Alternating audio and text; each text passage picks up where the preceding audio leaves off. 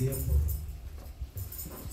por su misericordia, por el que nos permite estar una vez más aquí reunidos.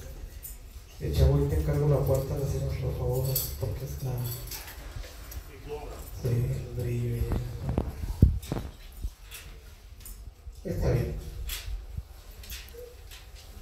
Estamos agradecidos porque estamos una vez más aquí reunidos, dándole la honra y la gloria a nuestro Señor. Y antes de compartir la palabra, pues la semana pasada mi esposa hablaba de los 39 años que tenemos de matrimonio, y pues a mí se me pasó, tenía muchas cosas, tenía que ponernos de acuerdo y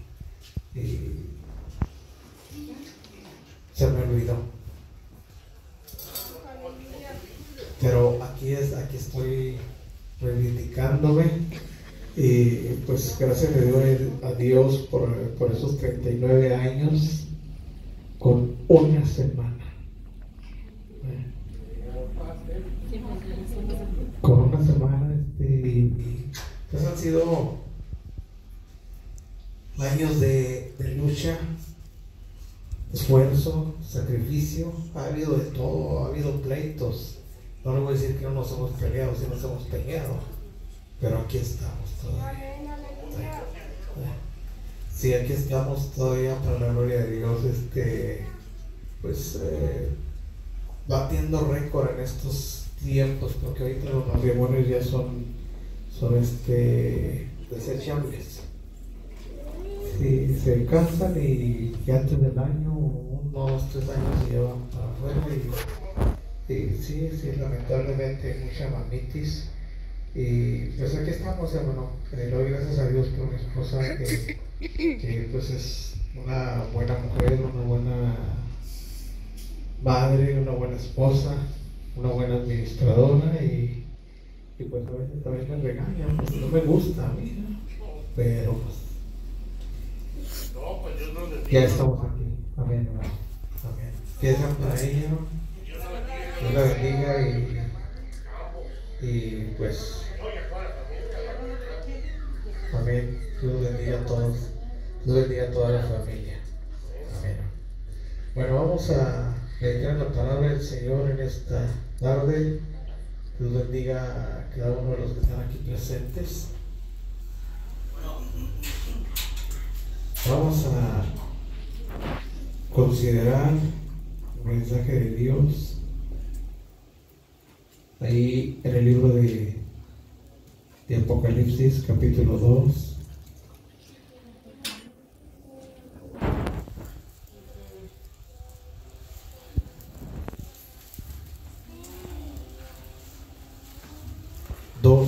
De Apocalipsis.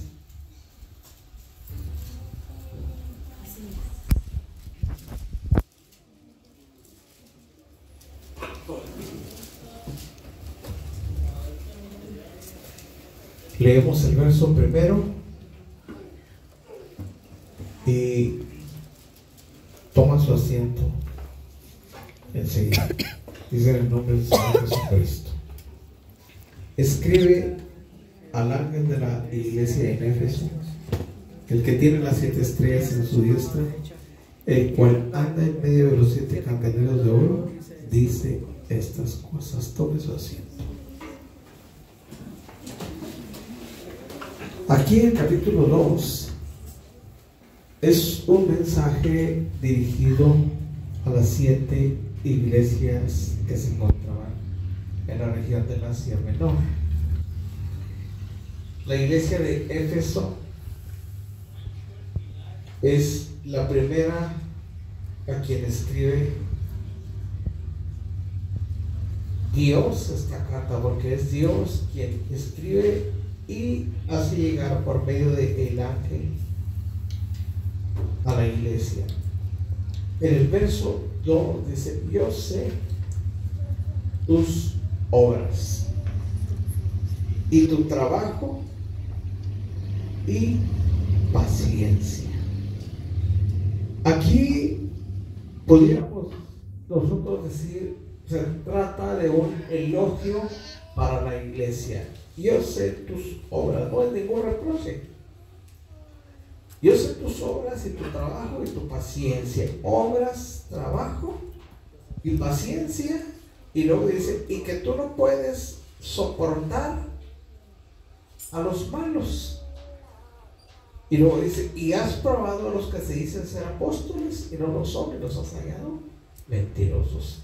Una iglesia con unas cualidades maravillosas, unas cualidades lamentablemente la iglesia de la actualidad no las tiene, porque la iglesia de la actualidad pues carece de obras, a lo mejor nos hemos vuelto perezosos, somos impacientes, y he considerado, ¿verdad?, los cambios que ha venido sufriendo la iglesia, cómo hemos cambiado porque pues ahí vamos también. Hemos cambiado en el asunto del celo, en el asunto del escrúpulo. Comparado la iglesia de la actualidad del año 2019 a la iglesia que venía caminando más o menos en el año del 1980, hay mucha diferencia, una marcada diferencia. En aquellos años había un celo, había conocimiento, había escrúpulo. Ahora ni hay celo, ni hay conocimiento, ni hay escrúpulo. ¿Cómo cambian las cosas? ¿Por qué digo que no hay, por ejemplo, conocimiento?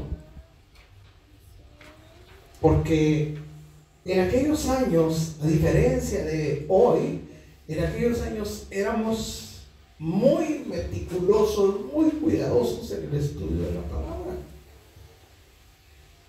En aquellos años se usaban las grabadoras, aquellas grabadoras de 2 pistas, aquellas grabadoras que traían su correa, o de otras, compraba uno el cassette y llegaba al templo, le conectaba y a grabar el mensaje y a grabar las alabanzas.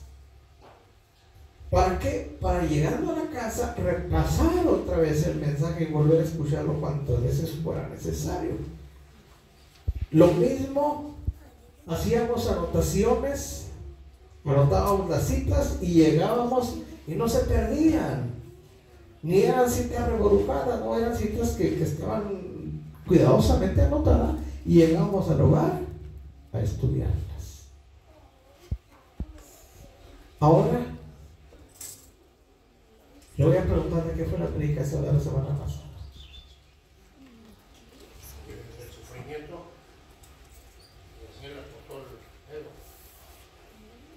del padecimiento de Cristo, sufrimiento.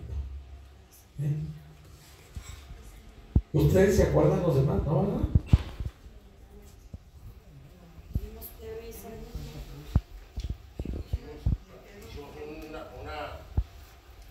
una alabanza, ¿verdad? Bueno, entonces, conocimiento, escaseamos el conocimiento. En aquellos años éramos trabajadores, porque ahora ya ni yo lo soy, éramos trabajadores. Hacíamos campañas, bueno, un servidor, ¿verdad?, hacía campañas no de un día. Había ocasiones en que agarraba toda la semana, del lunes, y cerraba el domingo. Llegábamos a veces a las 12 de la noche, porque teníamos que acarrear sillas, teníamos que acomodar a los músicos, que buscar a los predicadores, y teníamos que estar en la actividad, y teníamos que esperar a que la actividad acabara para recoger todo. Ahora pues ya no, ya se acabó todo eso.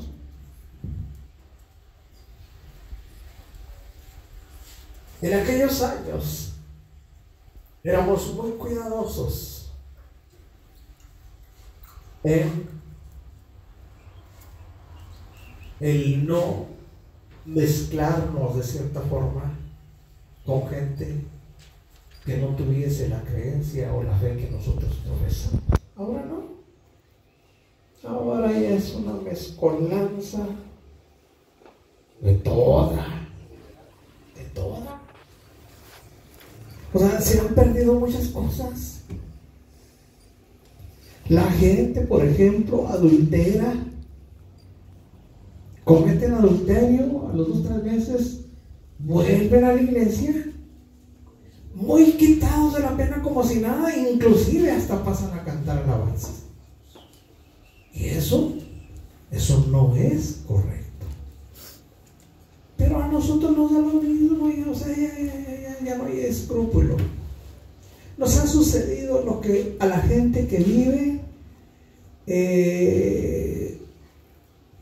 en la pobreza, sumado a la pobreza, viven en la promiscuidad, tienen el hogar a lo mejor sin puertas, sin ventanas, y se meten en las avionetas, esas negras, verdes, feas, que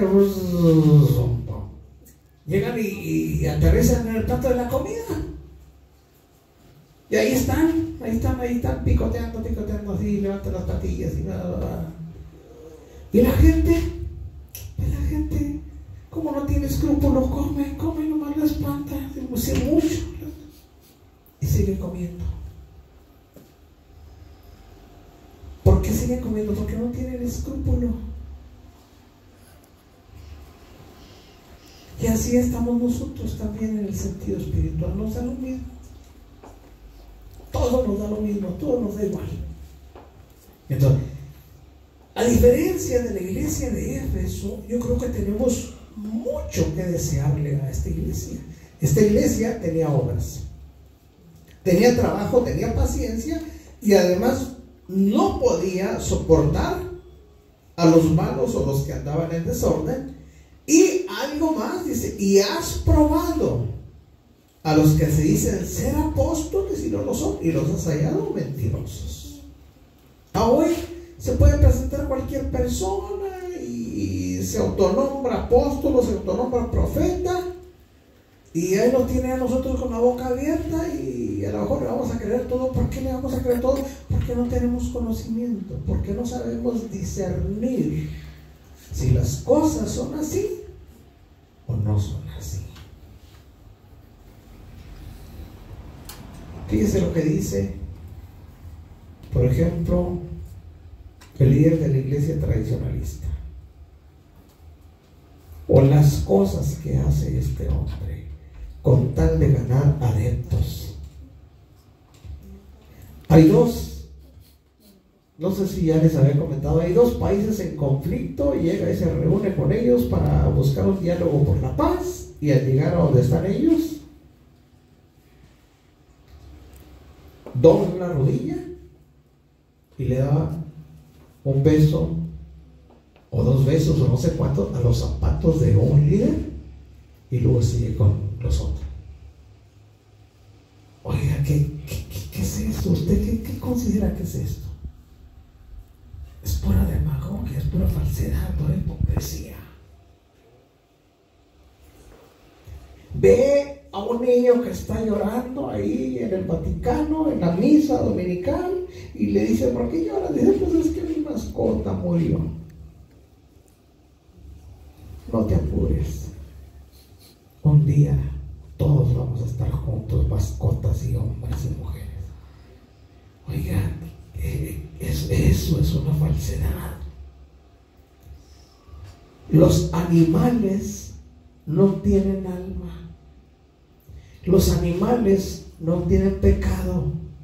Los animales no van a la gloria. Los animales no van al infierno. Los animales son en este tiempo presente, dejan de existir o dejan de vivir y se acabó. Y este hombre les está diciendo que allá vamos a estar con Firulais y con el negro y con la pantera y con todos allá. Oiga, eso es una abominación. Pero la gente, como es ignorante, pues, ay, el Papa dijo que las mascotas van al cielo. Pues eso es lo que dice él. Entonces, la iglesia de Éfeso era una iglesia que tenía conocimiento. El conocimiento es algo esencial para el desarrollo de una buena vida cristiana. Sin conocimiento no hay nada, hermano. El Señor le habla al pueblo de Israel y le dice: mi pueblo fue talado, mi pueblo se perdió porque le faltó sabiduría.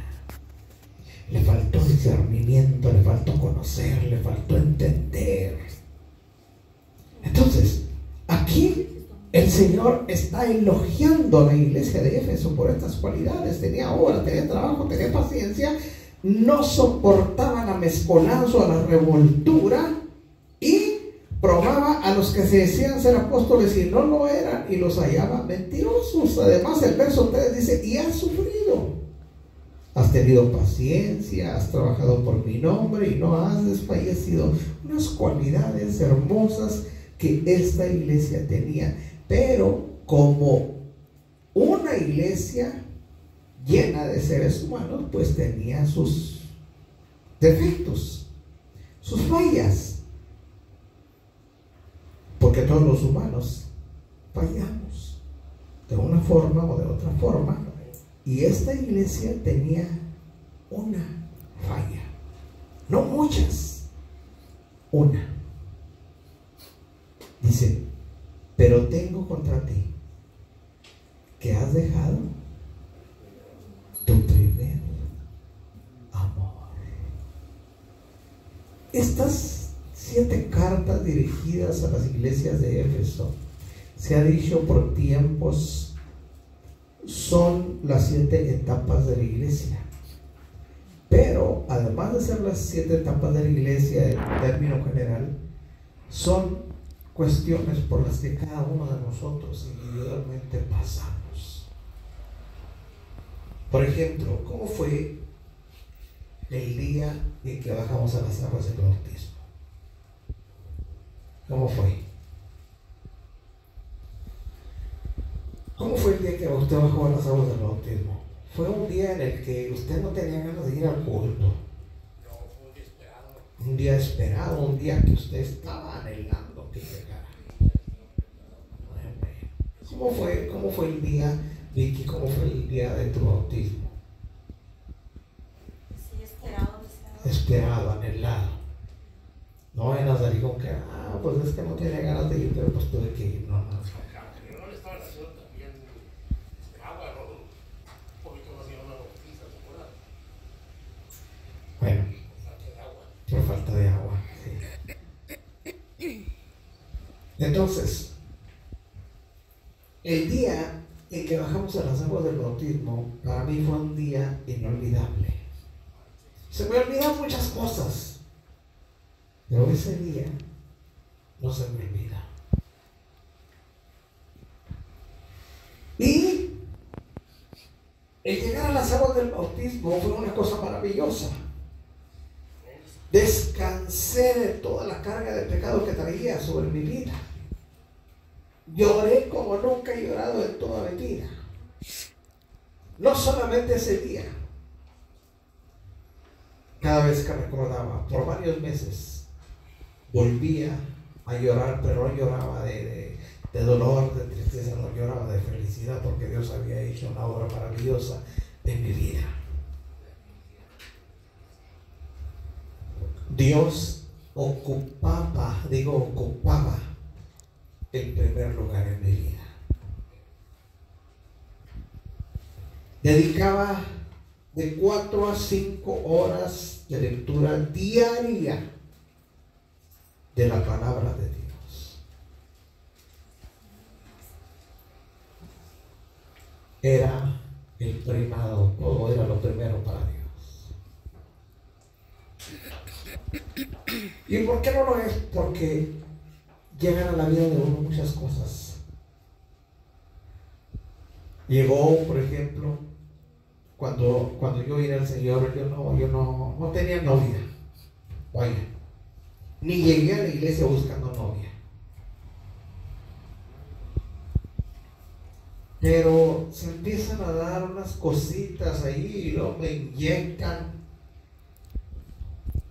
un pensamiento, y a partir de ahí estaba así en este nivel, y a partir de ahí voy para abajo.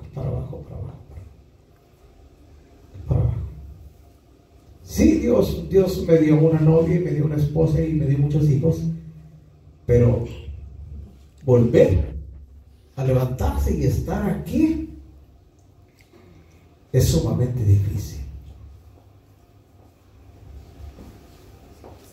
Porque no hay mejor etapa en la vida de uno para servir a Dios que cuando está uno soltero. Y Pablo dice, quisiera, dice, que todos los hombres fuesen como yo. Pero si no tienen don de continencia, dice, cásense, que mejor es casarse que quemarse.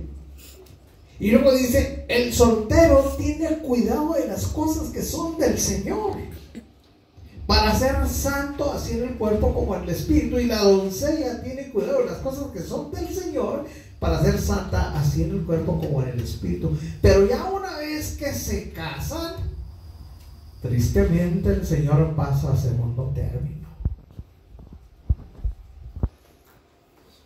Aunque no lo crean, así sucede. Entonces, sí se puede tener a Dios en primer lugar, pero tiene que, pudiéramos decir, remar en contra de la corriente, porque no es lo mismo, no es lo mismo. Por donde quiera que usted lo quiera ver, no es lo mismo. En la vida de soltero yo trabajaba, como Jesús le dice a Pedro, antes de hacer lo que tú querías, ibas a donde tú. Trabajaba, salía y entraba y nadie me decía nada. Y volví a irme, volví a venir y andaba para acá y para allá y nadie me decía nada. Oiga, pero cuando se casa, vienen los cambios para que los que están pensando en casarse la piensen. No crean que están, los que piensan en casarse piensan que van a estar ahí nomás abrazados y besándose y no, hombre, no, pobrecitos. Entonces, la iglesia de Éfeso tenía un defecto que el Señor le reclama, y no solamente a la iglesia, sino que nos reclama a nosotros. Tengo contra ti, dice, que has dejado tu primer amor. ¿Qué le sucedió a la iglesia? Si la iglesia trabajaba, si la iglesia sufría, si la iglesia tenía muchas cualidades. Oiga, que la iglesia vivía por inercia. Le voy a explicar qué es esto. Cuando usted está aprendiendo a manejar, usted se interesa por las partes del vehículo. ¿Para qué es esta palanca? ¿Y para qué es este asiento? Pues para que te sientes. Y este pedal se llama acelerador, este pedal es el freno y este pedal es el clutch. A propósito de esto, ya ven cómo está la gente con sus memes. Hicieron un meme de una mujer que se sube a manejar un vehículo estándar y ponen un círculo y el pensamiento de esta mujer dice: ¿y ahora cómo le hago? Tiene 3 pedales y nomás tengo 2 pies. No es tan fácil que tiene un pedal ya para que batalla. Entonces nos interesamos por las partes del vehículo. ¿Para qué es este pedal? Pues es el acelerador y este es el clutch para que meta los cambios y esta es la palanca de las velocidades. Y oiga, batallamos, pero memorizamos. El pie o los pies se habitúan y ya todos los movimientos son mecánicos, sincronizados a la perfección, las velocidades con el freno y todo está, no tiene usted que pensar nada. Bueno, esto fue lo que le sucedió a la iglesia de Éfeso. Estaban sirviendo a Dios y hacían muchas cosas y estudiaban y lo otro y lo otro y lo otro y lo otro, pero ya era de una forma mecánica. Ya no lo hacían con la pasión con la que empezaron a hacerlo. Ya no lo hacían. Dejaron el primer amor y ahora hacían las cosas por costumbre. Y eso es lo que reclama el Señor a la iglesia de Éfeso. Has dejado tu primer amor. Oiga, y dejar el primer amor no es cosa, dijéramos, es cualquier cosita. Está estudiando y está sufriendo y tiene paciencia y trabaja y tiene obras y tiene conocimiento. Pues nomás dejó el primer amor. No, pues no es tanto. Pero el verso 4 dice: pero tengo contra ti que has dejado tu primer amor.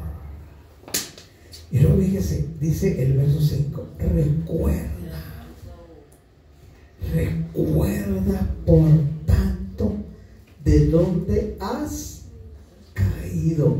¿Qué fue lo que te hizo dejar de vivir la vida cristiana con pasión, con fervor? Acuérdate. Por si no te acuerdas, haz memoria. Dice: recuerda por tanto de dónde has caído y arrepiéntete. ¿Y qué dice? Y haz las primeras obras.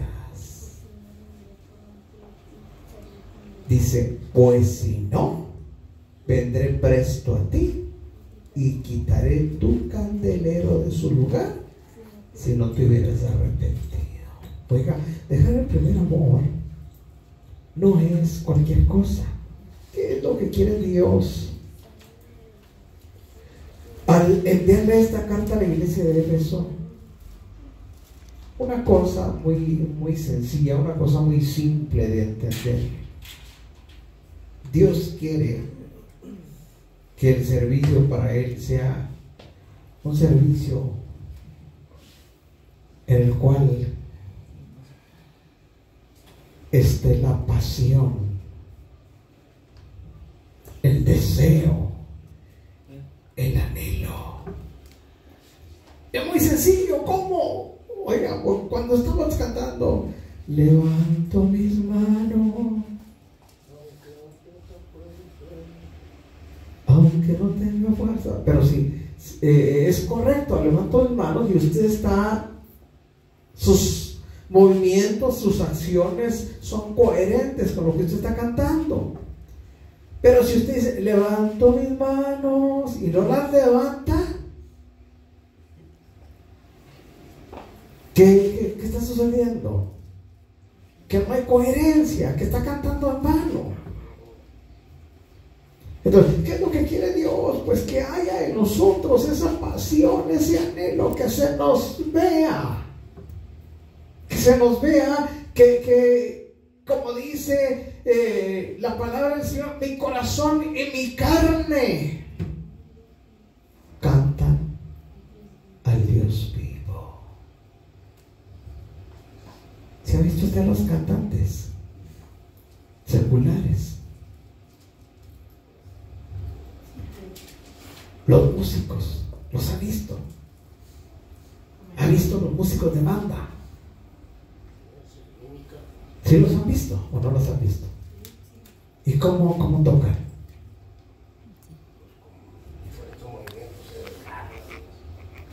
Y para acá y para allá y con los instrumentos, con los aparatotes, oiga, y están cantándole a la gente. Y los que estamos cantándole para Dios, pues estamos ahí: yo alabaré, sin sabor, sin ganas. Así estaba la iglesia de Éfeso ya. Porque de tanto y de tanto y de tanto se vuelve una rutina. Y cuando se hace una rutina, esa rutina produce un adormecimiento y hace las cosas, pero ya no las hace con el fervor que las hacía. Y esto es malo. La rutina mata. ¿Por qué creen que hay muchos fracasos en todos los ámbitos? Por ejemplo, en la familia, en los matrimonios. Porque los matrimonios, la vida de los matrimonios se vuelve una rutina. Ya vine, qué bueno que viniste, y un abrazote y un besote en las orejas y por todos lados. Pero se van, ya vine, qué bueno, y ya en las orejas ya no más en el cachete. Y luego ya vine, sí, que viene. Y luego ya sigue y llega hasta, ya vine. Se hace un silencio sepulcral.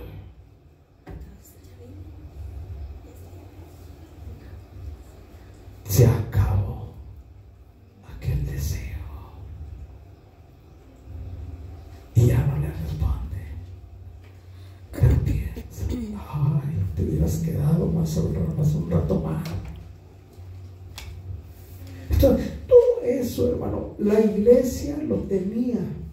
Rutina, no había fervor. ¿Cómo serían las reuniones de la iglesia primitiva? Esta iglesia era una iglesia maravillosa, una iglesia, hermano, que tenía unas cualidades que lamentablemente, otra vez se lo reitero, no las tenemos nosotros. No las tenemos. ¿Le gustaría tener las cualidades de la iglesia? Por ejemplo, ¿le gustaría tener conocimiento? Bueno, ¿y qué necesita para tener conocimiento? Pues estudiarle, leerle, machetearle. ¿Cuánto tiempo? 5 minutos porque me da sueño. No.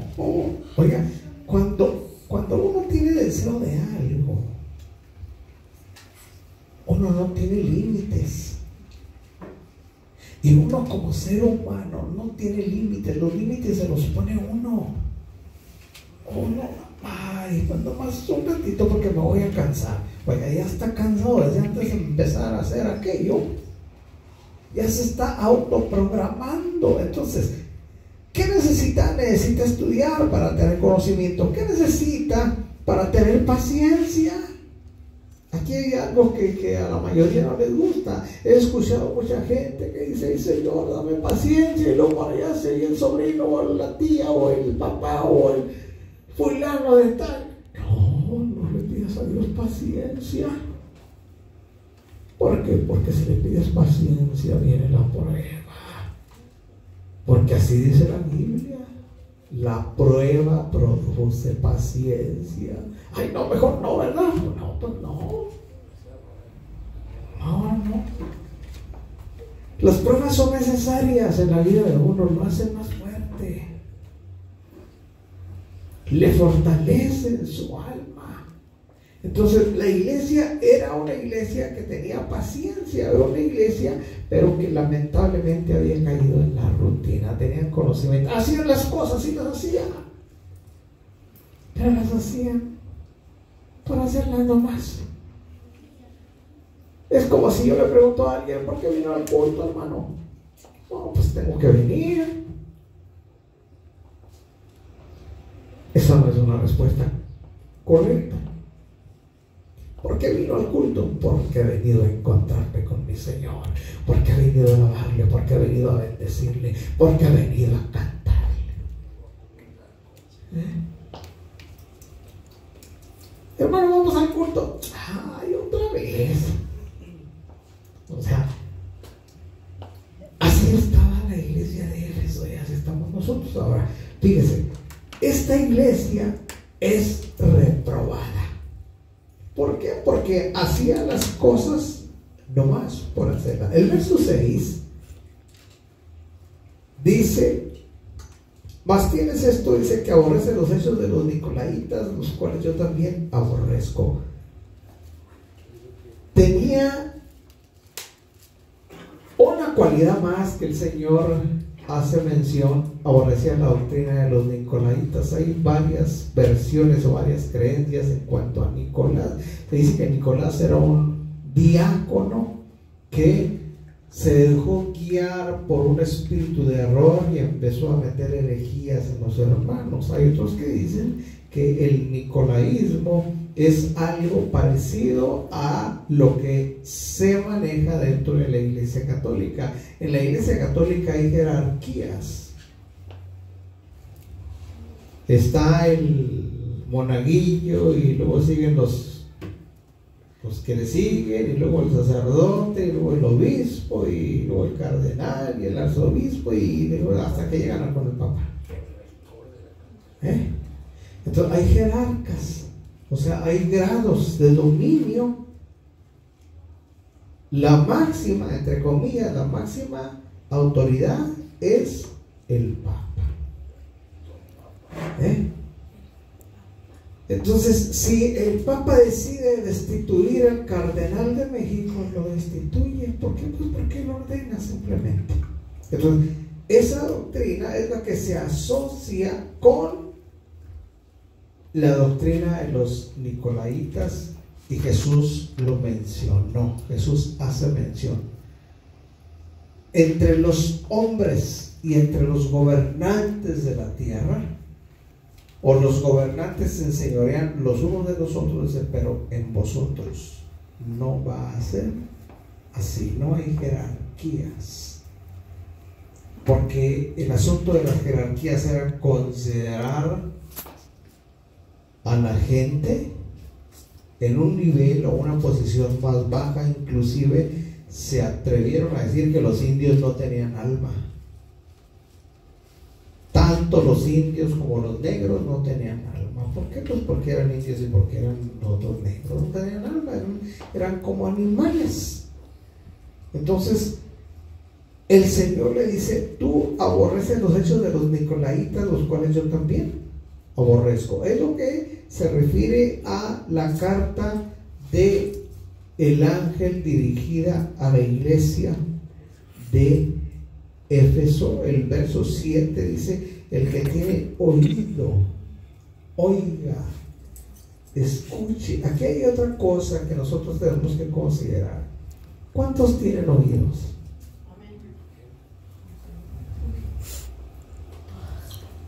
¿Y cuántos escuchan? Una cosa es escuchar, otra cosa es oír. ¿Qué será más, oír o escuchar? O escuchar y oír es lo mismo. Escuchar es centrarse en lo que estaba hablando en ese momento. Y oír, por ejemplo, cuando pasa el Señor de los... Ahora no pasaba. Nos quitan la idea de lo que estaba manejando en ese momento. Escuchar. El Señor, en la parábola del sembrador, hace mención de esto también. Dice: el corazón de este pueblo está engrosado, porque de los oídos oyen pesadamente, de sus ojos guiñan, como que se les cierra. De manera, dice, que se cumple en ellos la profecía de Isaías, que dijo: de oído oiréis y no entenderéis, viendo veréis y no percibiréis. Entonces, oímos el ruido, oímos la algarabía, oímos el ladrido de los perros, oiga, pero difícilmente escuchamos. Escuchar va más allá del simple oír. Es como cuando preguntamos: